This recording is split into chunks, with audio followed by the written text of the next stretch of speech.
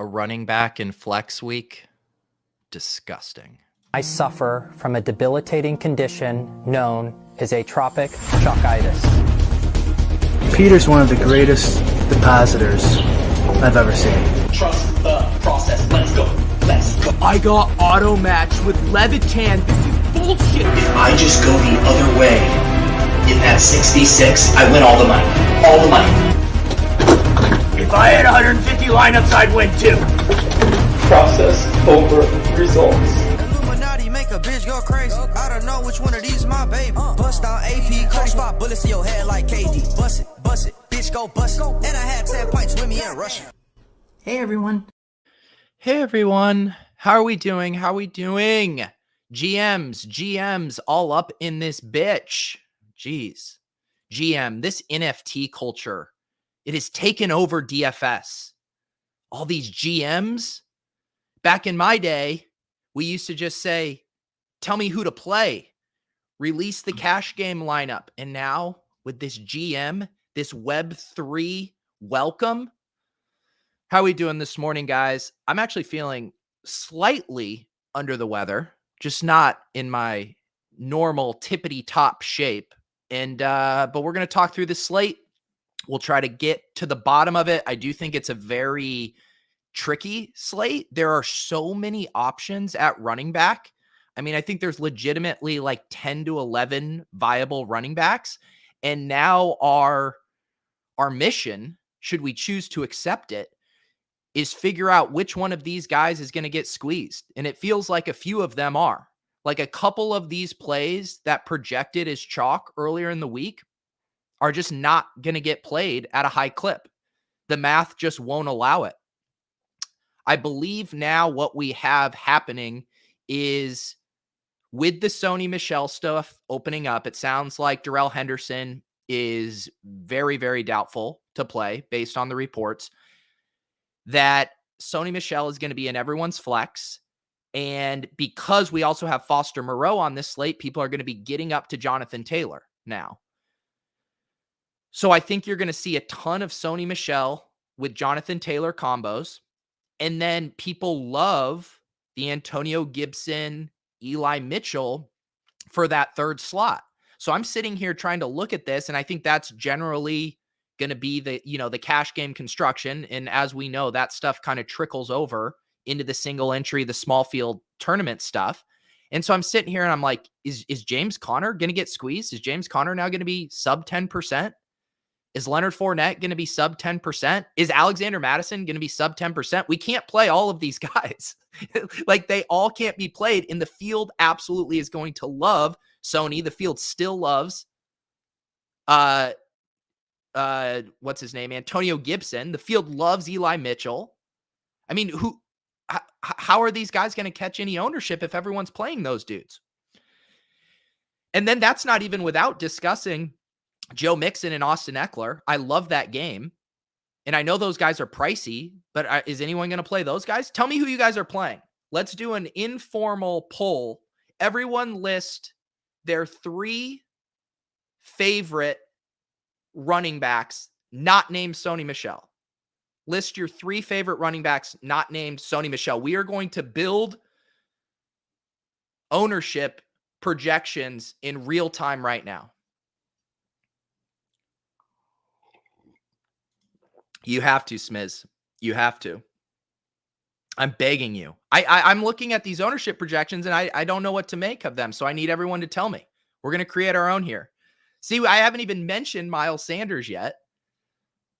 Oh, my goodness. I can't keep track of these. All right, I'm going to try to make heads or tails. Gibson, Sony, Mitchell, Mixon, Gibson, Mitchell, Mixon, Taylor. Okay, you guys like Mixon, Gibson, Taylor, Sanders.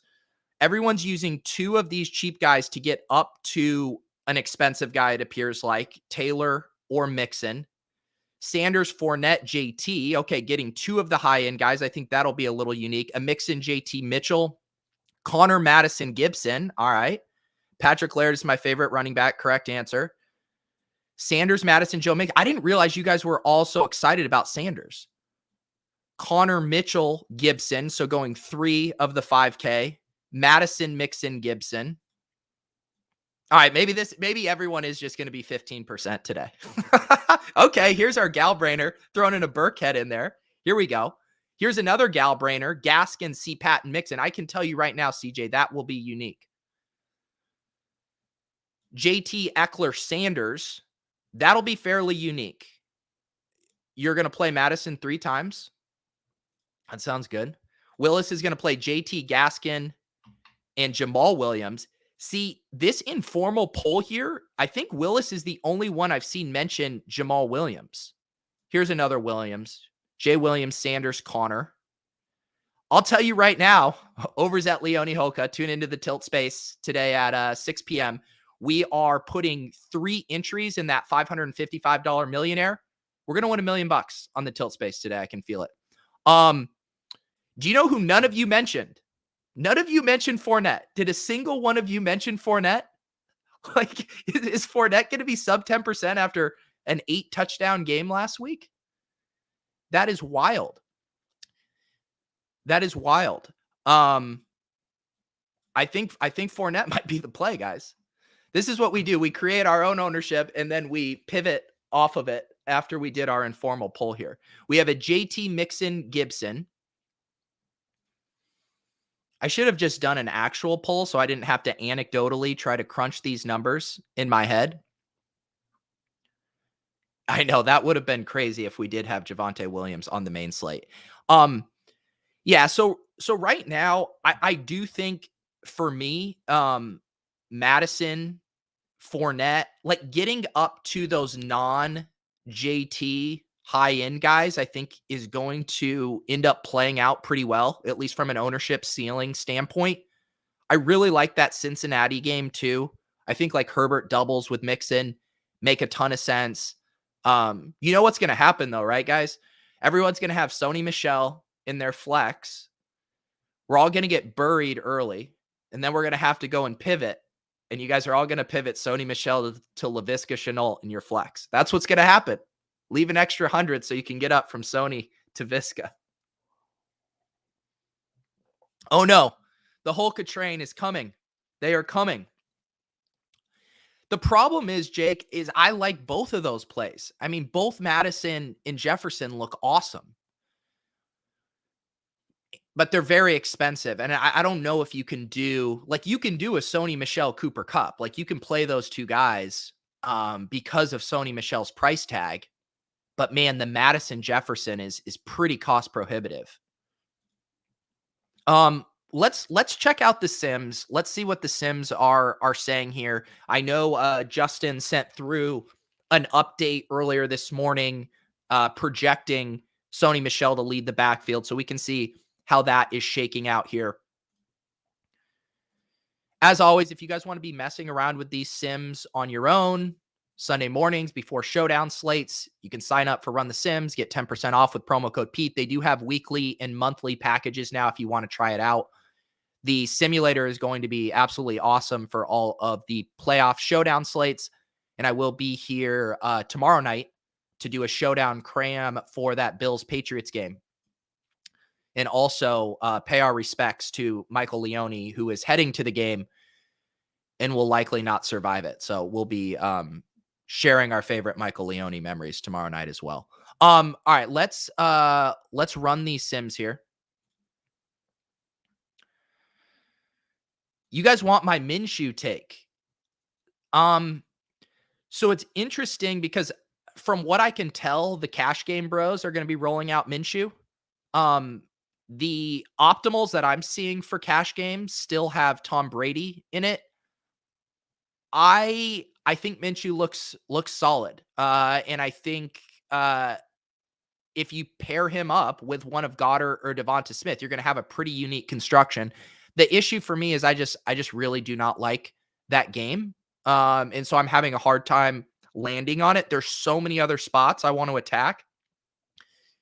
And I just love that Eagles game, or sorry, that Bengals Chargers game so much that I haven't in my initial GPP shells gotten there, but I don't hate it. He's going to project pretty well at that price tag. So right off the bat here, ignore this projected own because this clearly doesn't have the update here. I mean, Sony Michel's going to be, I don't know, Smith said earlier, 40%. I think in small field stuff, he could even be higher than that. But you see here, he's still appearing in our simulated optimal lineups, winning lineups at a 37% clip. So he's an awesome play. There's no doubt about it. Hunter Renfroe, JT, Jamal Williams, Cooper Kupp, Alexander Madison, Gronk, Mitchell, Kittle. Not a ton of surprises up here. When I was running my stuff earlier and tried to compare kind of the best leverage plays as far as how often they are appearing in the Sims versus current projected ownership. A funny one is we do once again have Cordell Patterson here. Last week, Cordell Patterson was at the top of the Sims. He's still going to appear in these Sims more than he's going to get played. I mean, Patterson's going to be like 1% today. The We Are Back train. You guys are legion. You are resilient. Good morning. Good morning. Is OBJ going to play today? Cup 24%. Yeah. Cup is, I mean, with all of this value, now that we have Sony Michel and Foster Moreau, like people, you can get up to Cup and JT in your lineups. Thank you. We Are Back crew for the $5. Thank you. I appreciate you, Frost. $2. Thank you. We are back. We are back. We are back. I'm here because Joe sent me. Also, I don't want to get fined. Look, Joe is very, very kind sending you all over here. You don't have to stay here. Like Joe and I don't compare notes after, and we don't check attendance on who came over and then didn't stay. You are free to move about the country if you'd like, Warren, but we do appreciate you being here. Pete, why not talk punting QB and playing the best plays? Because I think the best plays are not the punt QBs. I want access to ceilings from my quarterback plays today. And I really love the Herbert and Burrow stuff. I think you're going to see a ton of ownership on Brady. You're going to see a decent amount of ownership on Carr and Heineke. I think there's going to be some Stafford. I guess I'm having a hard time. I think Burrow might be the one that gets really squeezed because everyone likes Mixon coming off of the big game. People want to play Mixon. I think the Burrow stuff, the Burrow doubles, your Jamar Chase, T. Higgins, I don't know who's going to be playing that. I don't think a lot. Joe does say you have to stay. All right. Look at Joe. Is this a new YouTube avatar here? Look at this face. This is a seasoned YouTube thumbnail content creator avatar right here. Joe with his O face. QBs that Nick likes. Lamar, Stafford, Herbert, Burrow.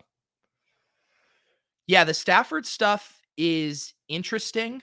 I wonder if, I guess the question is in tournaments, are people going to feel comfortable playing Stafford, Kupp, and Sony Michel? Like, is that going to be a pretty common construction? If you were to get off of the Sony stuff somehow, and you were to play like just a true Stafford double, and you toss in Kupp or Van Jefferson, I wonder how that's going to look. I will say just in general, though, it's another great late swap slate. We have this Washington-Las Vegas game that's going to catch a ton of ownership. We have the Rams-Jacksonville game. We have Baltimore-Pitt, San Francisco-Seattle. There's a lot of different pivots you can make depending on how 1 p.m. goes. And generally, how I like to approach those slates when there is so much optionality late is to get a little funky early. I want to get some contrarian plays in early to know, can I eat the Sony Michel chalk? I think I'd have to be really, really crushing to eat both Sony Michel and Moreau, but it's nice to have those options there. If you just absolutely nail it. If you run out your Burrow double stack with Austin Eckler coming back and you get, 150 points or whatever from that game, then you can let Michel and Moreau ride. But I do think you're going to need to think through some of the swaps late. I did put Terry McLaurin as the cover boy. his ownership looks really good to me right now, almost in a way that I'm skeptical of it. I'm seeing him around 5%. I guess it's similar to the kind of will people play, Sony and Cup together. I think people are way more willing to play Sony and Cup together than they will be to play Gibson and Mclaren together. But man, Mclaren looks like a total smash. If McLaurin's at 5%, he's an absolute smash. I've never, like in the past, I don't know, 5 to 6 weeks, just sorting by top ceiling ownership for wide receivers. Normally, the top ceiling wide receivers are catching way more ownership, but right now it seems like everything is condensing around Cooper Kupp and Chris Godwin up at the high end.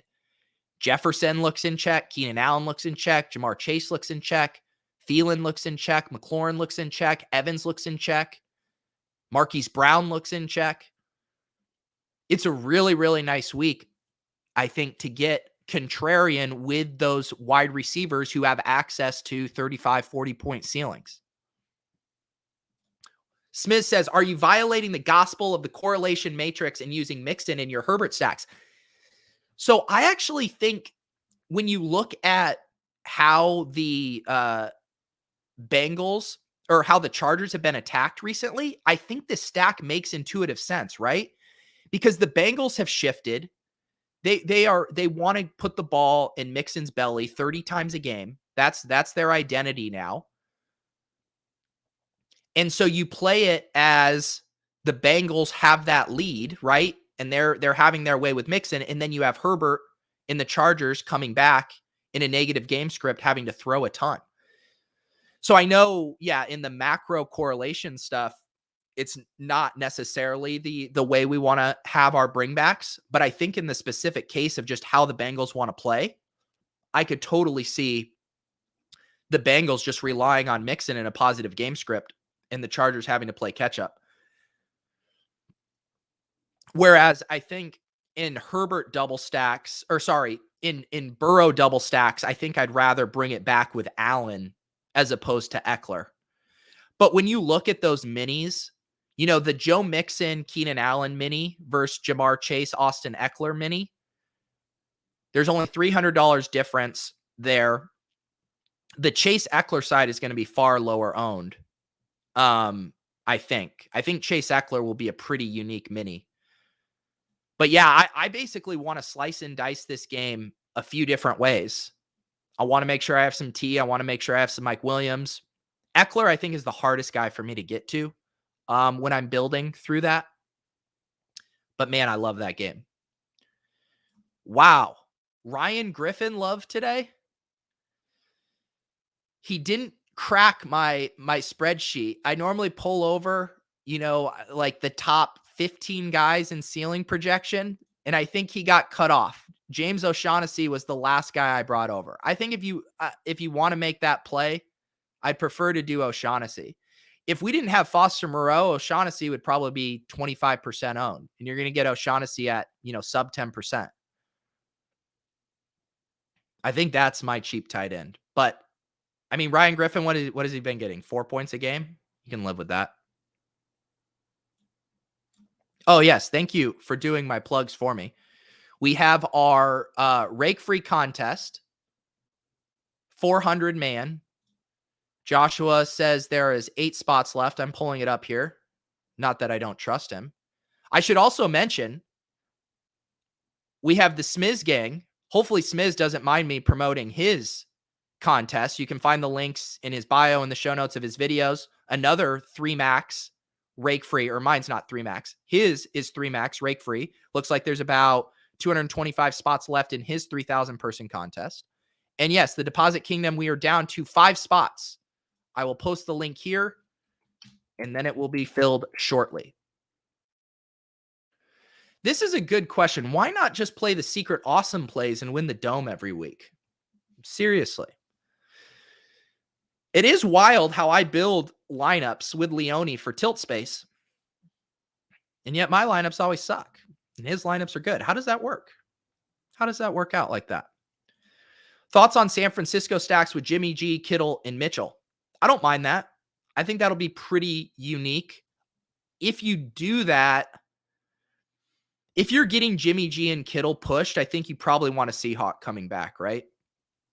And so then you're looking at Lockett or Metcalf. Kittle's so tough. I mean, what did he have? 2 targets last week? His floor is 0. He can get scripted out, but he still has, the highest ceiling of any tight end on the slate. I don't mind it. I am feeling a little burned by Kittle. I had Kittle in my best lineup last week. But that's what's going to make him a great GPP play. Tight end this week is interesting. I mean, obviously Moreau is going to be 35, 40%, even maybe in large field. Gronk probably after him, and then probably pretty spread out after that.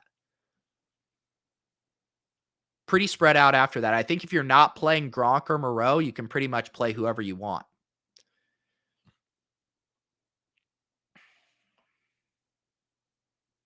Let's see here.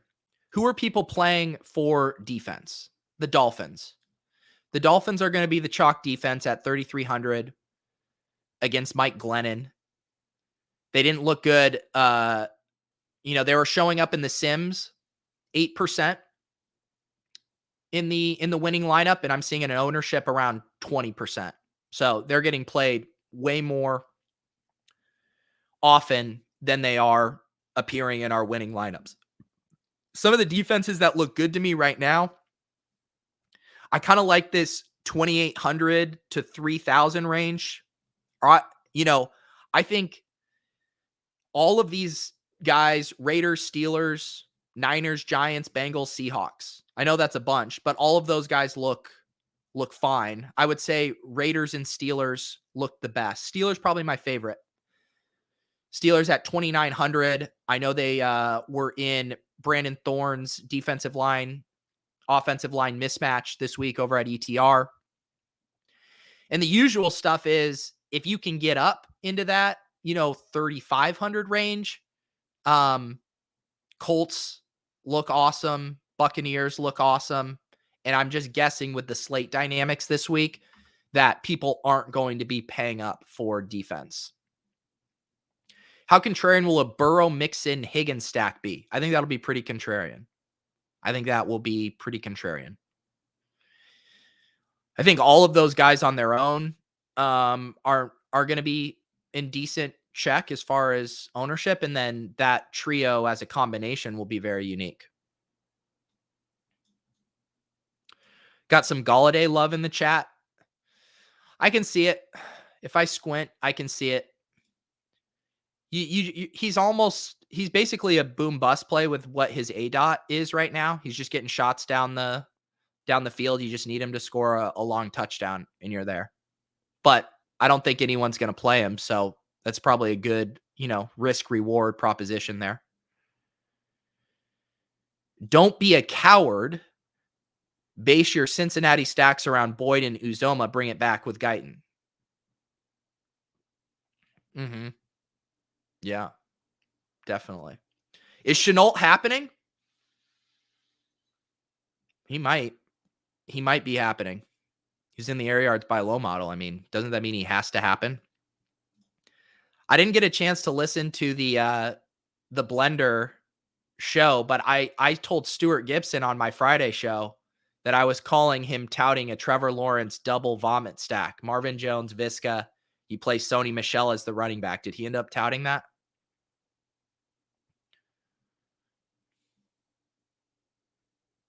Geez, I'm so behind on the chat. Trevor's late, but we're about to get this bread. Yeah, I'm feeling good about this. I'm feeling good about today. Partly because I have messed with a few different combinations of lineups, and I have not yet. I am going to be really building with a fresh slate here after inactives come out at 11:30. I am not anchored to anything right now, which is both good, but also scary because I have no kind of clue where I'm going to be at. Pete, no one talking Cardinal this week. Well, yeah, that's why I'm wondering if James Conner is going to be one of those guys that gets squeezed. And to your point, Kyler Murray looked like one of the better quarterbacks just in the Sims. He was appearing in the winning lineups about 4 or 5% of the time, but I think his ownership's going to be 1%. And I think that checks out because no one feels comfortable with the stacking options with Kyler. We have DeAndre Hopkins back at 6,200, but we have the reports he's going to be limited. We have rain in that game. I don't see anyone chatting up Christian Kirk, although Kirk looks pretty good to me. Like if I were to play Kyler, I think it would be with Kirk. I think you just worry about that game, although Thorman had that as a pace up game too. Arizona, Chicago, which in my head doesn't seem intuitively like it would be a pace up game. But of course I trust Thorman there. So yeah, I don't hate it. I don't know if it's going to make the cut for me in my single entry 3 max stuff, but I think it makes sense.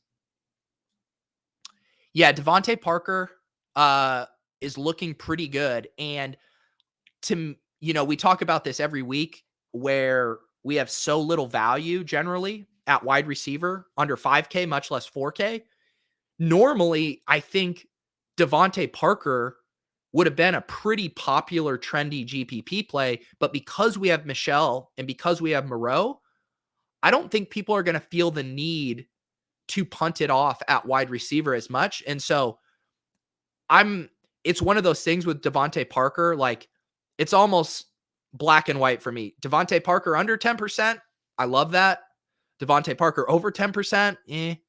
I don't know how much I like it then, but he really looks like the only viable play down there. I guess the Josh Reynolds slappies can come out of the woodwork and tell me he's fine at 3,400. I've seen like a little bit of chatter about DeAndre Carter at 3,600, but man, it's dire down there. It's real bad. What about a Vikings mega stack? Anyone worth running it back? Well, I mean, Jamal Williams or Josh Reynolds. I mean, sure. And I'll even, just why I'm naming random Lions players, I mean, no one's going to play TJ Hawkinson today. No one's going to play TJ Hawkinson. I think there's actually lots of bringbacks if you want to play that game. That would probably be a good game to do, like you do a Madison, one of Jefferson or Thielen, and then you pick one of those Lions where you stack the game without the quarterback. That's probably how I prefer to play it. Wow. Thank you, Jake. Imagine doing 4 cram shows a week for free. Couldn't be me. I'm here for the people. Excited to also do Tilt Space tonight at 6 p.m. I'm with you, JPL. I'm struggling this week with how to spread ownership on with how many good running back plays there are, makes finding leverage harder. Yeah. And that's why, I said on the Monday show, when the mistake I didn't want to make again was trying to see where the chalk was condensing in the passing games and not miss an obvious running back leverage spot. And this is, I keep coming back to Fournette, right? I mean, these Brady double stacks with Gronk and Godwin are going to be super, super popular again today. I'm telling you, Fournette is back to being a great play. And not only do I think he gets squeezed, but because people want to play the Bucs again through the passing game, I don't think Fournette is going to get owned at his current projections. Like I'm seeing a current ownership around 17%, aggregating a few different ownership projection sets. I think that's high.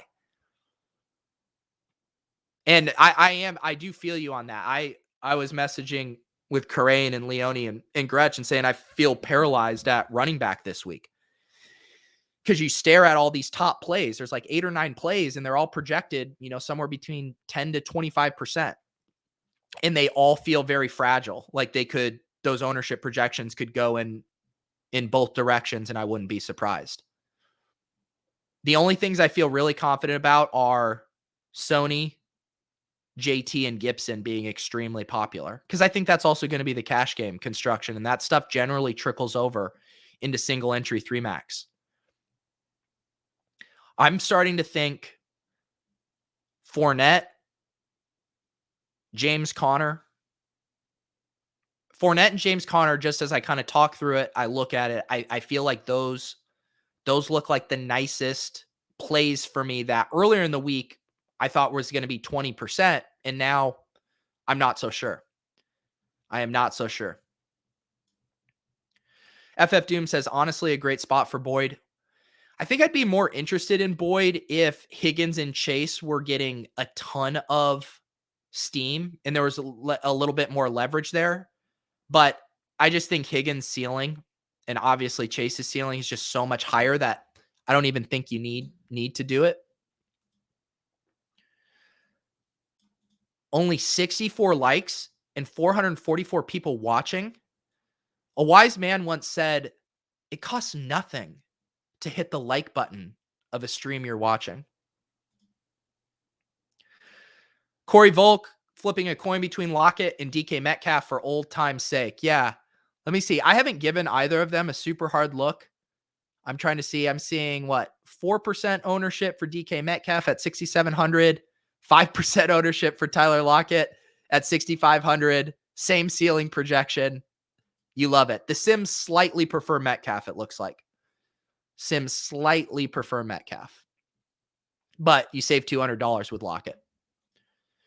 The weather scared you off Murray. Yeah, I've been seeing the weather stuff. Kevin Roth sent me over a blurb for the newsletter. His little write-up was, Arizona, Chicago has a very good chance of seeing rain with spotty downpours and a 15-mile-per-hour wind, bringing some impacts to the passing game.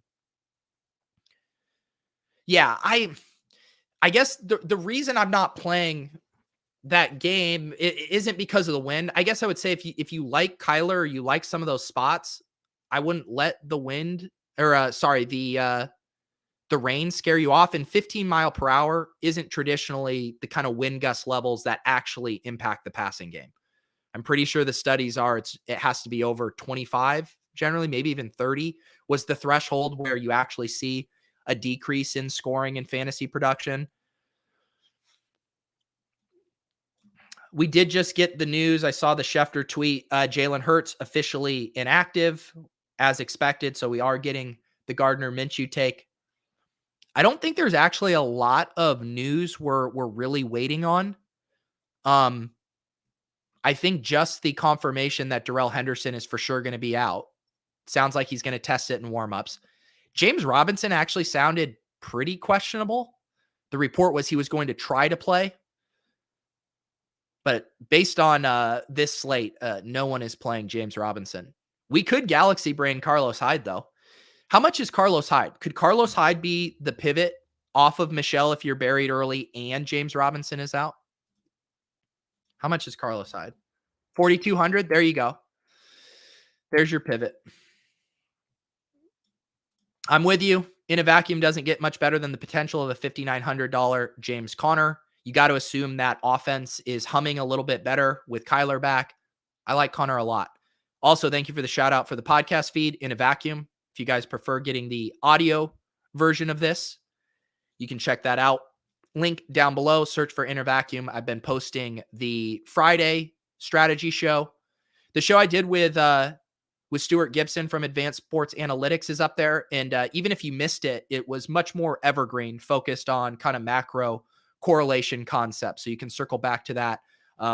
Honestly, not a ton of week 13 specific chatter. So feel free to put that in your rotation here. Big Ben retirement tour starts now.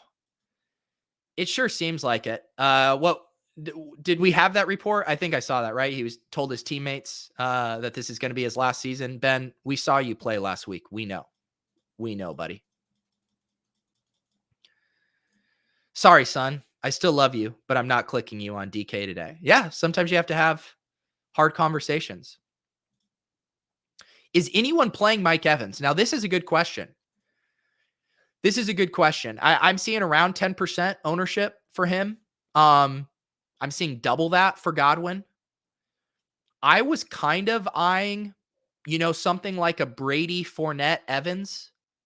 Basically, you're eating the Brady chalk, but then getting Fournette, Evans as hopefully the contrarian pieces while everyone loads up on Godwin and Gronk. I don't hate that. I think Evans is a good play. Is Burkhead in play now that they have no healthy running backs? So I think on a different slate, Burkhead would be fine. He actually looks fine in the Sims too. He's appearing, I think, 7% in our Sims, and I'm seeing 3% ownership. So you're getting a decent leg up there. But I think there's just so much opportunity cost at running back this week. I mean, if you're going to get one of, say, James Conner, Jamal Williams, sub 10%, even sub 15% for what? 600 more, 900 more. I guess James Conner is 1,100 more, but still, I just think the ceiling difference between a James Conner or Jamal Williams is just so much greater than Rex Burkhead that I'm not going to be messing with that. Thoughts on how Parker affects Gesicki? Loved him as a high ceiling leverage play earlier in the week. Yeah, Gesicki, I mean, I'm seeing 2, 4, 6, 7 tight ends with a higher ceiling than him now. No one is going to play him. I'll tell you that much. I think if I was making that play, though, I think I'd rather just play Hawkinson or Goddard. I just don't love that game. And it's the same thing with tight ends always, right? You're just praying for a Gesicki touchdown. But I think there's slightly better plays that are going to be similarly contrarian that you don't necessarily have to mess with it. Catching up on the chat. Yeah, Smith says we're never going to know on Hendo because McVay is a hardo and you hate his face. It's a fine face. It's fine. It's not quite punchable territory. It's a little smarmy. It's a little like you think you're sharper than you are kind of face. I get it. I will say, though, I kind of like that. It was similar to the A.J. Dillon stuff last week. Was that last week or was it 2 weeks ago? And you don't want that news to solidify because then it gets steamed super hard. Like I know a lot of sites now, Run the Sims, ETR, everyone has updated their projections as if Sony Michel is starting. Whereas last week, because there was ambiguity around Dillon and Jones, the projection systems hadn't updated all the work to Dillon, and ownership follows those projections, and people feel much more comfortable when the sites give them the stamp of the approval on that's where things are trending. So I kind of wish that it was more ambiguous, that it was, 50-50. Whereas now everyone's going to be preloading their lineups with Sony Michel.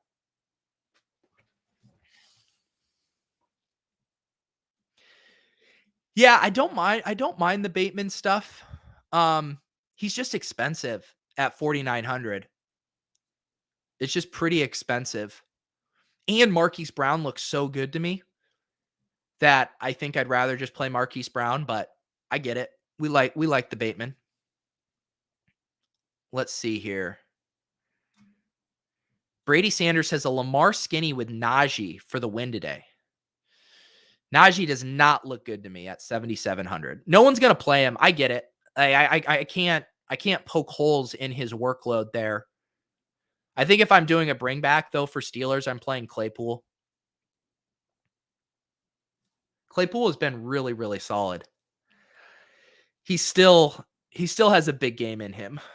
But yeah, Najee at 7,700 with so many better plays. I mean, ETR has Najee and Myles Gaskin and Miles Sanders all with the same ceiling. It's just so hard to pay 7,700 for Najee. So we're just taking it for granted that Hendo is out? No. We're not taking anything for granted.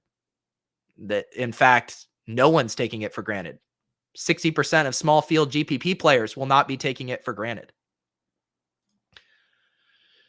Gronk going off again today. I think it's fine if you want to toss Gronk into your Brady double stacks. I would not play Gronk as a one-off. I just don't like playing chalky tight ends as a one-off. But yeah, if you're doubling up Brady, I get it. He looks really good. I think he's just going to be really popular. Mookie says, I don't love a lot of minis today with how many individual good spots there are. It's tough. That's the thing too. I'm kind of in a pretzel with do I want to play all these good one-off plays? Like, I like Terry McLaurin. I like Marquise Brown. Am I going to be looking for the minis there? Same thing. I like Alexander Madison and Justin Jefferson. And I don't know. I do think in that, if you do play Justin Jefferson, I do think a mini with either, Hawkinson or Williams makes sense. But I feel you. It's tough. There's so many plays you want to take stabs on that even, game stacking, even using a double stack with a bring back, you use up so many spots.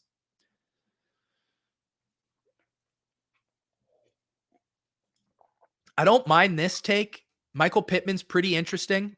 And I do think he, for the JT reason you mentioned, and because there's two other plays right around him, Brandon Ayuk and Hunter Renfrow, that I think are going to be extremely popular. I think Pittman looks pretty good. I like both Pittman and Higgins in that range, that 5,700, 5,800. And I wouldn't be surprised. I see Pittman right now projected for 13%. I wouldn't be surprised if he was sub 10. Definitely don't mind that. A dream cash slate. It is, because, there's basically, I think there's two versions of the cash game lineup now from what I've seen. I can't believe I'm talking about fucking cash games. There's the Minshew version where they get up to both JT and Cooper Kupp. And then there's a Brady version where you play Jamal Williams, Antonio Gibson, and Michelle. But yeah, the cash game bros, they just absolutely love it. These guys are so excited to play a 2v2 today for all the money. Schmohawk says there's not going to be a lot of correlation out there today. So many smash plays. Yeah, which honestly makes me want to correlate more, because we also don't have any games that are really separating from the pack from, a projected points total when you look at the over-unders. That's why I like that Cincinnati and Chargers game, because I do feel like that game, I feel like there could be 70 points in that game. That wouldn't surprise me. And if you do nail the game that has the 70 points, it could really separate from a lot of the field who's playing, more one-offs and not correlating quite as much. So yeah, I'm going to have to figure it out once I start building here. Cause I truly don't know what I want to do for the most part, other than attacking that Chargers and Bengals game. What did the Sims say about Waddle? Let's see. Let me go back to my Sim window here.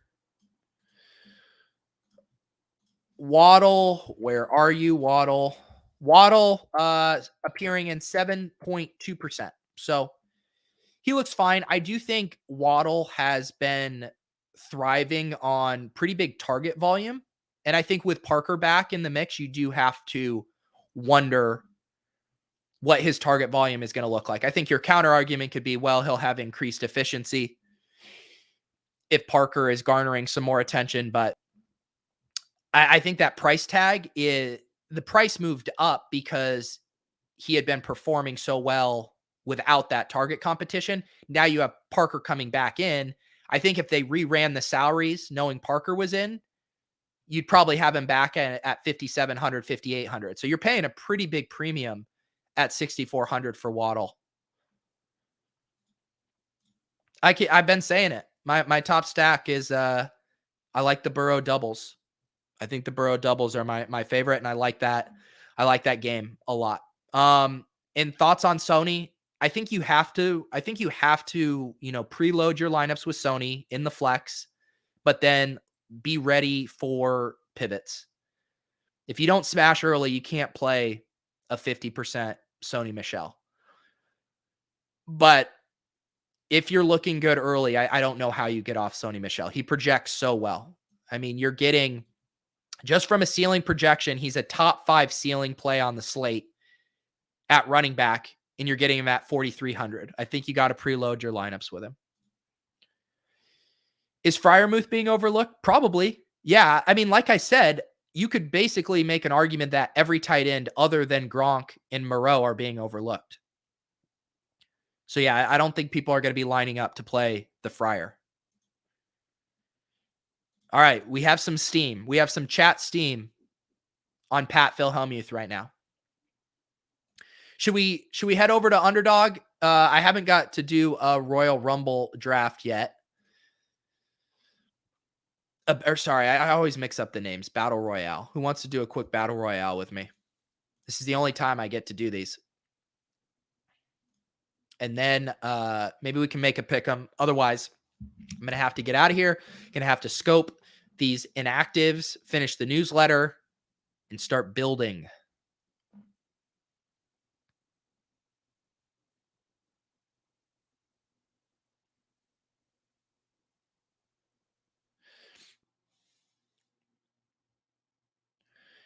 Does Minshew Mania make Devonta Smith a better play? Number one wide receiver against the Jets at sub 5%. Yeah. I honestly don't have a hot take on that either way, other than to say it's probably pretty neutral for Devonta Smith. Hurts to Minshew would just be my read on it. Devonta Smith just hasn't been getting the volume to be, someone you feel comfortable with, but I agree. He's a solid GPP play. I think he's a little pricey for what you're getting. I have other plays I like, but I don't think it's a bad play by any means.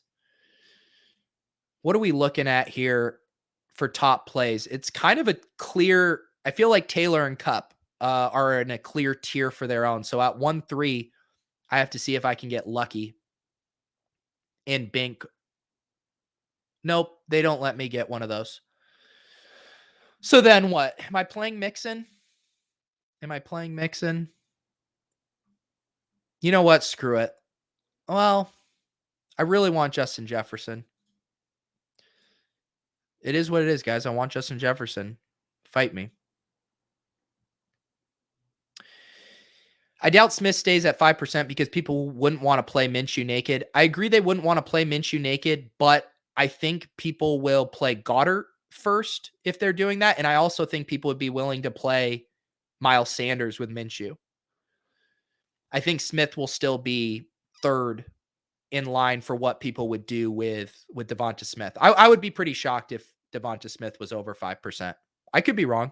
I do know that we talk about, hey, let's not be surprised when the cash game quarterback's, receiving option comes in higher owned than was projected. But I do think most people are going to treat Goddard kind of as the preferred stacking option.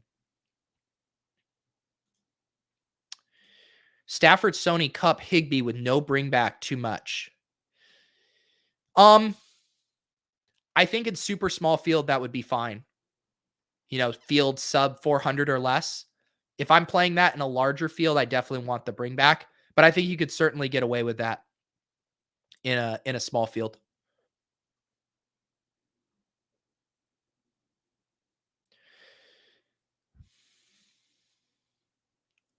All right, I am back on the clock.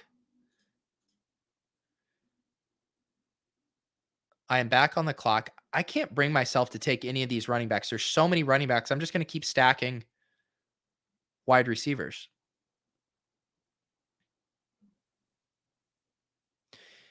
Yeah, that's my read. I was just talking about him. I think the price and Parker is going to make Waddle very low owned. Man, I keep getting snaked on these picks I want. I guess we'll go well, I said how much I like this Chargers game. Let's do Keenan. Keenan's another guy that I think his ownership's going to be in check.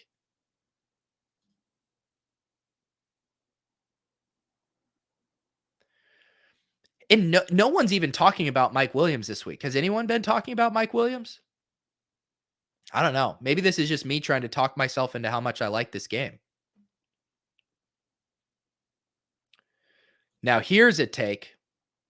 Rager catches a TD with those brick hands today. I still can't get over the take I saw on Twitter that someone said that he was so close to a brutal drop because he caught the football on the tip and that it would have made it a horrible mistake by Rager. Dink flag planted Williams. Damn it, Dink. I didn't get to listen to that pod this week. I should have known. I should have known Dink was flag planting Mike Williams. This is my read. I do think Madison. I think Madison and Fournette are probably getting squeezed a little. All right, let's keep loading up on wide receivers. I can't help myself. All these running backs are the fucking same thing. You want me to take one of these over these beautiful wide receivers?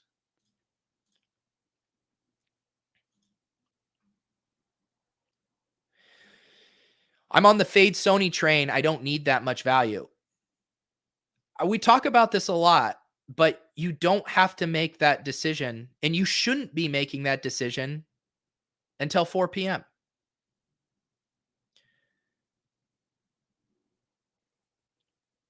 With the information we have now, you do not have the information right now to know whether Sony Michel is a good player or not. At 4 p.m., after your lineup has a decent amount of information revealed, then you will know. But right now, we do not know if Sony Michel is a good play. It's going to be contextual for our lineups and how we are doing.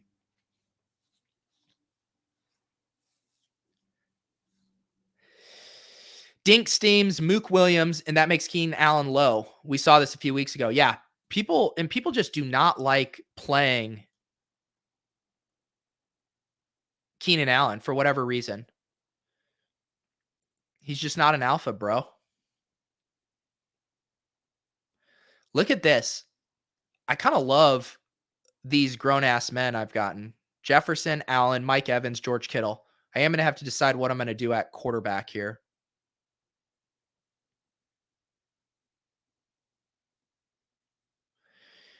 Is it quintuple up season yet? So I didn't go as far as quintuple season, but let me see some of the contests I'm in. I did force myself. I'm in a $75 in zone contest that has 757, and I'm in a spy that has 222 people. I finally am practicing what I preach with the small field contests. Took a lot for me to reg for a contest with only 222 people in it. All right. They're just going to let me have James Conner here. All right.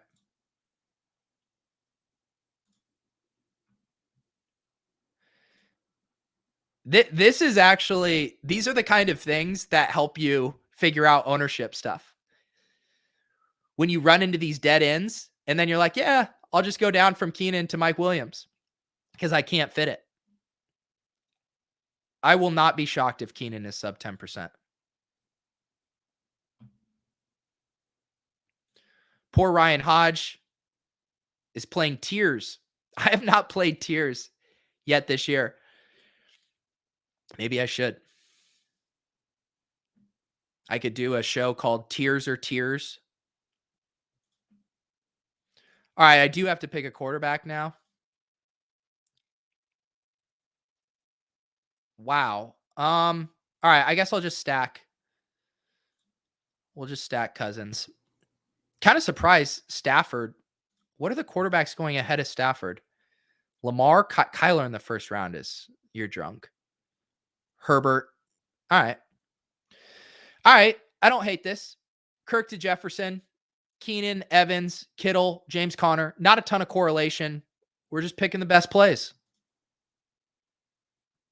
Tears for Tears, great 80s band. That will be, we'll get a Tears for Fears song. Parody will be the intro. This is all coming together, guys. Thank you for helping me workshop. Let's look for a pick'em here, and then I am going to get on my way. Need a crowdsource pick'em. I think I have a couple already in the hopper. Let's see. I have Gaskins under 55.5 rush yards, Galladay over 42.5. And then I mix and match the Gaskin under 55.5 with Amon-Ra over 33.5. Very titillating pick'ems there.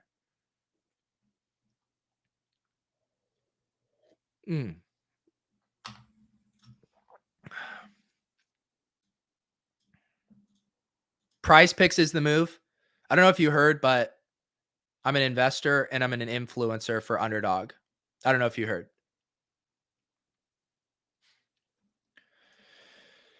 Let's see. Is there anything fun here? If you see something good in the chat, toss it out. Does anyone have a line that they like here? We'll scroll through. I know ETR took the over on Cameron Brate receiving yards, although that was like 11.5. They took it at. It's up to 18.5 here.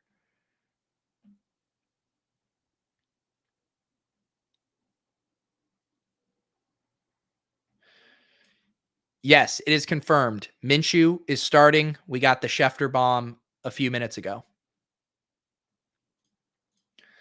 Maybe something with this Chargers game that we like so much. Mike Williams, 57.5. Keenan, 81.5. Man, that's a fat line for Keenan. What do we got for Jamar Chase? 64.5 for Chase. 60 for Higgins. Wow. These are some big numbers. Show him the shirt. I know. I don't know where my shirt is. I need my shirt. I did battle royales for the main for the first time this week. They're addicting as fuck. Yeah. And also the playoff contest is super fun because it's 10 rounds. Definitely excited to be firing hard at that playoff contest once the wild card picture firms up a little bit more here. Austin likes the Uncle Lenny over. What was that at? 102. That's such a big number for Lenny. I'd rather bet just like the over on the rush TDs. All right, Ricky Beers giving us the hand in the ground takes Cincy line without two starters. You're right. I do not have the conviction to play Mariota in the double spy. I did pick Mariota, though, for my low ball lineup on Splash Play this week. Just need him in there for one snap, and I'm printing. Seeing any interesting inactives coming through right now? Not yet. All right, we need to pick a pick'em, and then I got to get out of here. I got to go. We got to go. Gardner Minshew, 260. Look at that photo for Gardner Minshew. So good. Zach Wilson taken off the board. Too much action coming in.